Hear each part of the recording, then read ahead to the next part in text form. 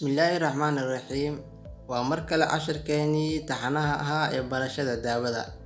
Maanta waxaa ka hadli doonaa types of drug action qeybaha ficilada daawada jirka ay ku sameyso ayaa maanta ka hadli doonaa. Ficilada daawada jirka ay ku sameyso waxaa ka mid ah therapeutic effect, side effect, waxaa kaloo ka mid ah toxic effect, waxaa kaloo ka mid ah allergic reaction, waxaa kaloo ka mid ah drug tolerance, iyo waxaa kaloo ka mid ah drug interactions. Lixdan qeybood ayaan ka hadli doonaa ficilada jirka daawada ay ku sameyso. Kow haddii aan ka bilaabno therapeutic effect, waa saameyn kala duwan ee daawadu ku leedahay jirka. Hal daawo ayaa jirka ku yeelan karto saameyn kala duwan. Tusaale ahaan, aspirin waxaa loo adeegsadaa ama loo qaataa in lagu yareeyo qandhada. Feefarka in lagu yareeyo ayaa loo qaataa aspirin, iyo in lagu yareeyo xaddiga xinjirowga dhiigga. Labadaasu waa loo isticmaali karaa aspirinka. Therapeutic effect waa hal daawo oo jirka ku yeelan karto saameyn kala duwan, ama hal daawo oo jirka ku yeelan karto laba waxyeelo, ama hal daawo oo jirka ku yeelan karto laba treatment. Sida hadda aan arkayna aspirin, marna waxaa loo adeegsadaa qandhada feefarka in lagu yareeyo, iyo marna waxaa loo adeegsadaa in xaddiga xinjirowga dhiigga in lagu yareeyo. Labadu waa loo adeegsan karaa. Waxaa kaloo jirto therapeutic effect, waxaa kaloo ay keeni kartaa aspirinkan tusaale ahaan wuxuu keeni karaa laba effect ayuu keeni karaa, oo ah in qandhadii oo loo isticmaalay ama loo adeegsaday in ay yaraan weyso oo qandhadii uu jibin waayo way imaan kartaa. Ama waxaa kaloo imaan karto in blood coagulationkii xinjirowga dhiiggii loogu talagalay ee loo isticmaalay in uu dhiigga yaraan waayo, ama uu imaado in bararkii zaid uu noqdo, qandhadii ay badato way imaan kartaa. Drug therapeutic sidaas ayaa la dhahaa. Sidoo kale side effect maxaa la dhahaa? Daawadu waxa ay yeelan kartaa dhibaatooyin aan la filayn iyo mid aan waxyeelo lahayn. Tusaale ahaan, cirbada loo yaqaano Bishrin waxa ay sababi kartaa shoog lama filaan ah, waana halis. Inta badan ma sababto, laakiin waa dhif iyo naadir. Waxa ay sababi kartaa shoogaas lama filaanka ah. Sidoo kale toxic effect ayaa jiro. Toxic effect waxaa la dhahaa saameynta sumowga waxayna kordhaan muddo dheer oo la qaatay daawada. Tusaale ahaan, heerka sumowga amoxicillin ama ampicillin oo in badan la qaatay waxa ay keeni kartaa qofka inuu lalaboodo, inuu qofka matago, inuu qofka caloosha ay xanuunto. Sidoo kale allergic reaction, qofka in allergy uu ku noqdo daawada waa falcelin aan la saadaalin karin oo ka timaada daawada, waxaana laga yaabaa daawooyinka qaar oo aan laga filayn in ay yeeshaan xasaasiyad. Sida ceftriaxone, daawada loo yaqaano ceftriaxone-ta, qofka marka uu qaato inta badan waxaa lagu yaqaanaa, ama sida caadiga ay tahay, qofka in uu daawada xasaasiyad uu ku noqdo ama in uu matago oo kaleeta.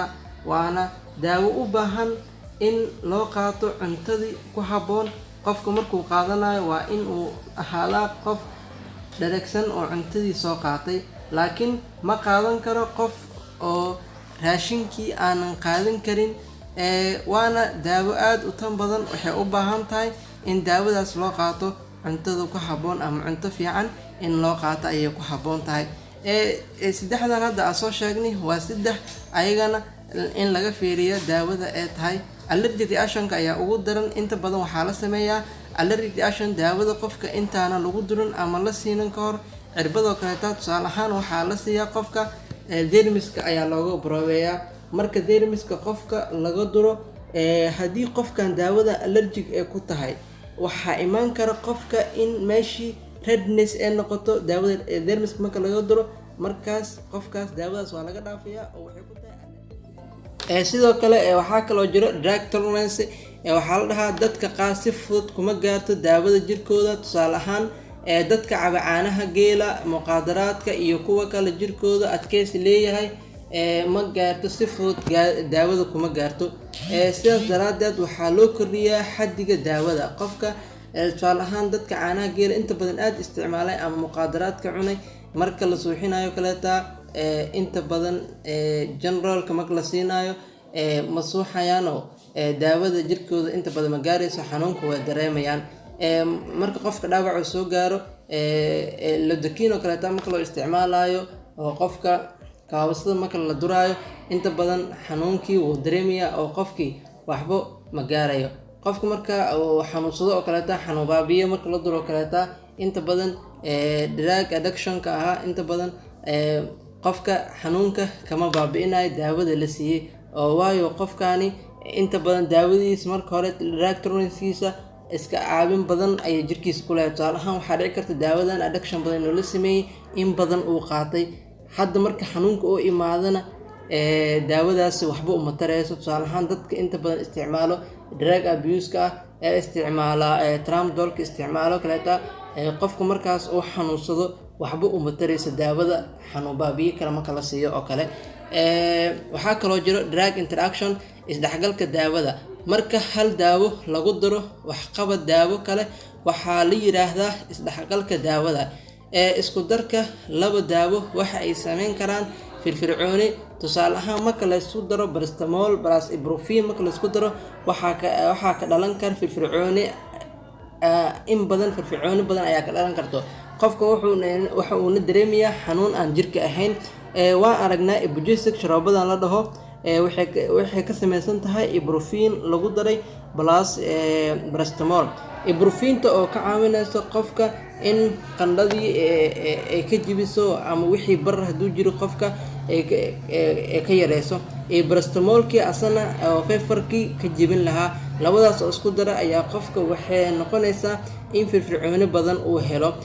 ibuprofenka kaleeta qofka markii uu lafaha rheumatism factor-ka kaleeta marka uu hayo ayaa lagu daraa. tusaale ahaan qofka firfircooni badan ayaa siinaysaa. labada daawo marka la isku darana faa'iido badan waa walaalkiina Dr. Cabdisalaam Nuur Axmed oo idin leh ka faa'iideysi wacan.